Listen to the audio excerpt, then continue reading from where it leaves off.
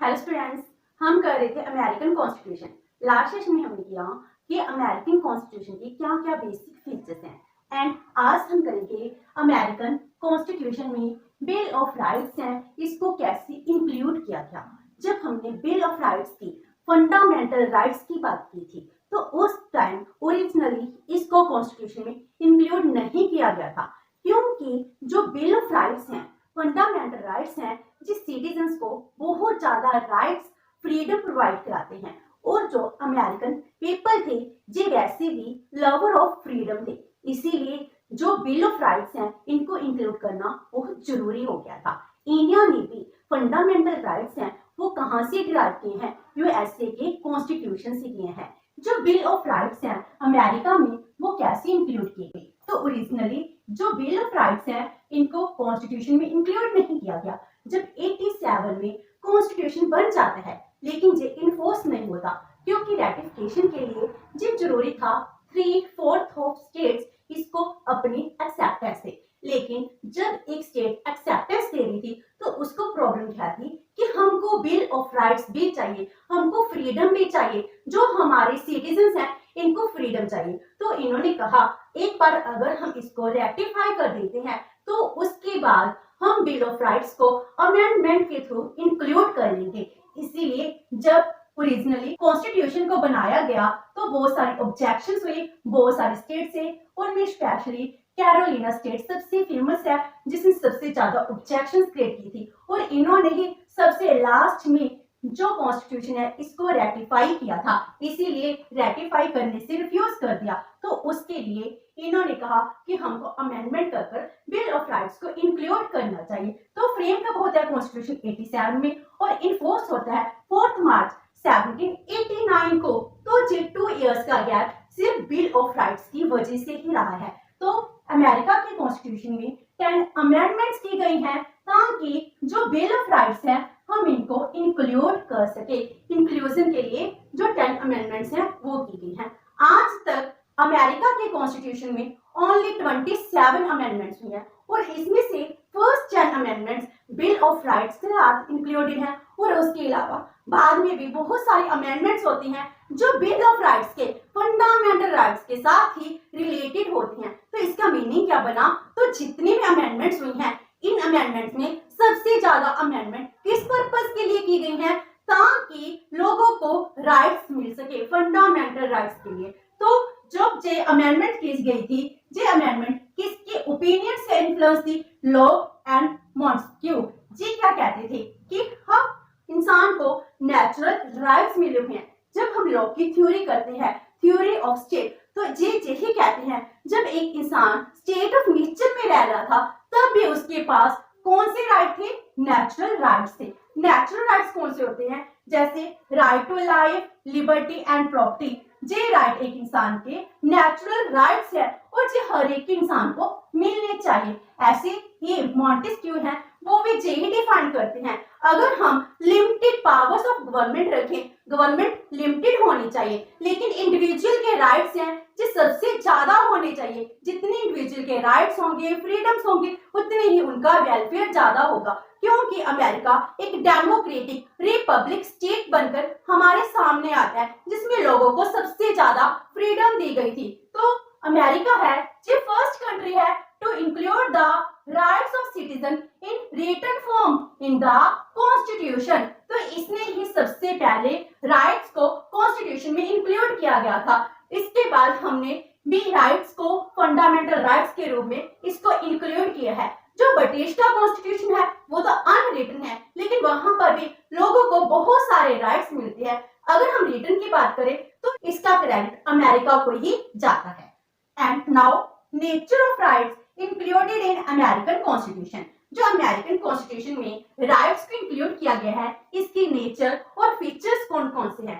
First one is limited the powers of government. अगर government को powers ज्यादा दी जाएंगी तो इंडिविजुअल की जो राइट्स हैं वो कम हो जाएंगे।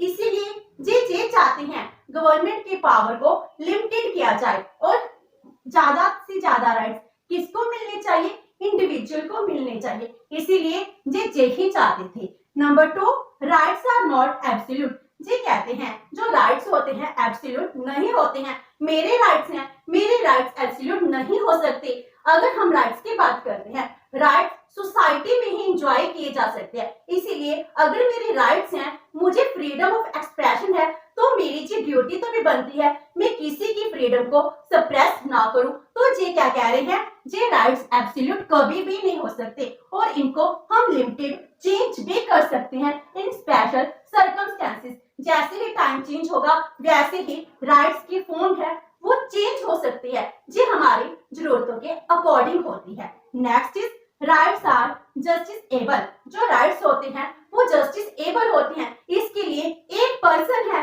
वो पर्सन कोर्ट में भी जा सकता है अगर उसके राइट्स को कोई सप्रेस कर रहा है, वायलेट कर रहा है। अगर गवर्नमेंट मेरे राइट्स को वायलेट करेगी तो मैं अपने राइट्स को प्रोटेक्ट करने के लिए कोर्ट में पिटीशन भी दे सकती हूँ। इसीलिए citizen can go to court for protection of rights. ये जस्टिस एबल कब होते हैं, अगर हम इनको कॉन्स्टिट्यूशन में राइट करते हैं, इसीलिए ये जस्टिस एबल राइट्स हैं। Next is rights don't discriminate on the basis of sex. जो राइट्स होते हैं किसी के साथ जेंडर के बेसिस पर कोई भी डिस्क्रिमिनेशन नहीं करते हैं। ये 19th अमेंडमेंट के द्वारा इंक्लूड किया गया था। पहले लेडीज को वोट देने का राइट नहीं था एंड 19th अमेंडमेंट के थ्रू वुमन को भी राइट दिया गया कि वो वोट दे सकती हैं। तो इस तरह जो डिस्क्रिमिनेशन किया जा रहा था मेल एंड फीमेल में, इस डिस्क्रिमिनेशन को 19th अमेंडमेंट के थ्रू खत्म कर दिया गया। Next is rights are based on the principle of natural rights. Rights कैसे होते हैं, जो जी नेचुरल राइट्स की बात करते हैं तो लॉ की थ्योरी के अकॉर्डिंग ही जो राइट्स हैं वो नेचुरल राइट्स के प्रिंसिपल पर ही बेस्ड होते हैं और people enjoy also other rights. जिन नेचुरल राइट्स के अलावा अदर राइट्स हैं वो भी एंजॉय कर सकते हैं। एंड उसके बाद एब्सेंस ऑफ इकोनॉमिक राइट्स। जो अमेरिका का कॉन्स्टिट्यूशन है, बिल ऑफ राइट्स है, इसमें इकोनॉमिक राइट्स नहीं दिए गए। जैसे इंडिया में इकोनॉमिक राइट्स हैं वो दिए गए हैं, तो इसमें जैसे right to work, right to social security, ये एक बिल ऑफ राइट्स में इंक्लूड नहीं किए गए हैं। तो ये फ्रीडम देते हैं, ये कैपिटलिस्ट इकोनॉमी को रिप्रेजेंट करते हैं। इस तरह जो अमेरिकन कॉन्स्टिट्यूशन में राइट्स दिए गए हैं जो इंडिविजुअल की फ्रीडम के लिए दिए गए हैं, और इसके अलावा जो स्टेट है स्टेट की पावर्स को लिमिटेड करते हैं, जिस वजह से अमेरिका के लोगों को सबसे ज्यादा फ्रीडम मिली हुई है, जो इसको सबसे सुप्रीम बनाते हैं। Now rights of American constitution. जो अमेरिकन कॉन्स्टिट्यूशन के राइट्स हैं वो कौन कौन से हैं, जैसे हमने कहा 10 अमेंडमेंट्स, इसके through rights of American constitution को कॉन्स्टिट्यूशन में इंक्लूड कर लिया गया। तो जिन लोगों को कौन कौन से राइट दिए गए हैं, first one is right to freedom. लोगों को फ्रीडम का राइट दिया गया है। कौन सी फ्रीडम, 4 टाइप की फ्रीडम है, जैसे religious freedom, freedom of press and speech, freedom to assemble peacefully meetings, freedom to petition. तो इस तरह इनको जी फ्रीडम दी गई है। जैसे मैं कोई भी रिलीजन है उसको अडॉप्ट कर सकती हूँ, वर्शिप कर सकती हूँ, क्योंकि जो हम न्यू वर्ल्ड कहते हैं, अमेरिका कहते हैं, इसमें कौन से लोग आए थे, जो डिफरेंट रिलीजन के लोग थे। इसीलिए जो अमेरिका है सबसे पहले सेकुलर कंट्री बनता है। तो प्रेस एंड स्पीच की मैं अपने व्यूज हूँ उसको न्यूज़पेपर में, मैगजीन में, स्पीच में, सोशल मीडिया के थ्रू एक्सप्रेस कर सकती हूँ। मैं मीटिंग्स को पीसफुली होल्ड कर सकती हूँ। मैं अपने राइट्स के अगेंस्ट क्या कर सकती हूँ, कोर्ट में जा सकती हूँ, पटिशन दे सकती हूँ। अगर मेरे राइट्स हैं कोई भी वायलेट करेगा तो मुझे राइट है मैं पटिशन डाल सकती हूँ। इस तरह right to freedom American citizens को दिए गए हैं। Number 2, right to keep arms. वहां के लोग आर्म्स भी अपने पास रख सकते हैं, जिस सेकंड अमेंडमेंट के थ्रू इंक्लूड किया गया था, क्योंकि वहां पर पहले ब्रिटिश का रोल था। इसीलिए अपने आप को प्रोटेक्ट करने के लिए अगर दोबारा से ब्रिटिश में कोई हमला होता है तो इससे बचने के लिए जरूरी था कि उनकी सिक्योरिटी के लिए वो अपने पास आर्म्स रख सके। तो जी वहां पर टोटली लीगल है। Number 3, not to post soldiers in the houses. जब ब्रिटिशर ने उनको कॉलोनी बनाया हुआ था, तो अमेरिकन कॉलोनी के टाइम उन्होंने जरूर बना रखा था कि अगर हमको जरूरत पड़ती है हमारी आर्मी लोगों के घर में रह सकती है। तो अब इन्होंने 3rd अमेंडमेंट के थ्रू क्या कर दिया कि ड्यूरिंग पीस टाइम कोई भी सोल्जर है इसको लोगों के घर में नहीं रखा जा सकता। तो ये क्या है, एक इनको लोगों को राइट मिल चुका है। Number 4, prohibition on unreasonable search and seizure, कि जो वहां की आर्मी है, वहां की पुलिस है, एडमिनिस्ट्रेशन है, वो एडमिनिस्ट्रेशन लोगों के घर में अननेसेसरी सर्च एंड सीज नहीं कर सकती है। फोर्थ अमेंडमेंट के थ्रू इसको इंक्लूड कर दिया गया। तो सर्च इन लीगल मैनर्स ये क्या है, एक क्राइम है। प्रॉपर्टी भी लोगों की सीज नहीं की जा सकती, तो ये अनरीजनेबल होता है। Next is right to alleged criminals, mean अगर क्रिमिनल्स हैं उनको आर्बिट्रेरी मैनर में प्रिजन में नहीं रखा जा सकता, इलीगल वे से उनके साथ कुछ भी गलत नहीं किया जा सकता। 6, 7 एंड 8 अमेंडमेंट के थ्रू जो क्रिमिनल्स हैं उनको प्रोटेक्शन दी गई है। तो आर्बिट्रेरी प्रिजन है वो प्रोहिबिटेड है और किसी को भी सेम ऑफेंस के लिए 2 टाइम्स पनिशमेंट नहीं दे सकते। अगर एक क्रिमिनल चाहे तो वो ओपन ट्रायल की डिमांड कर सकता है। हो सकता है वहां की ट्रायल सीक्रेट रूप में हो रही हो तो सीक्रेट ट्रायल नहीं, वो ओपन ट्रायल की डिमांड कर सकता है। और अगर उस पर कोई केस चार्ज किया जाता है तो इसके लिए कंपल्सरी है क्रिमिनल को इन्फॉर्म करना कि उस पर कौन सा चार्ज है वो लगाया गया है, और उसके बाद कोई भी उसको एक्सेसिव पनिशमेंट और फाइन नहीं दिया जा सकता। इसलिए जो क्रिमिनल्स हैं इनको भी कोर्ट के थ्रू एंड इसके अलावा कॉन्स्टिट्यूशन के थ्रू प्रोटेक्शन दी गई है। Next is right to property, वहां पर राइट टू प्रॉपर्टी भी कॉन्स्टिट्यूशन में इंक्लूड की गई है, क्योंकि लोगों को राइट है अपनी प्रॉपर्टी को अपने पास रखने का।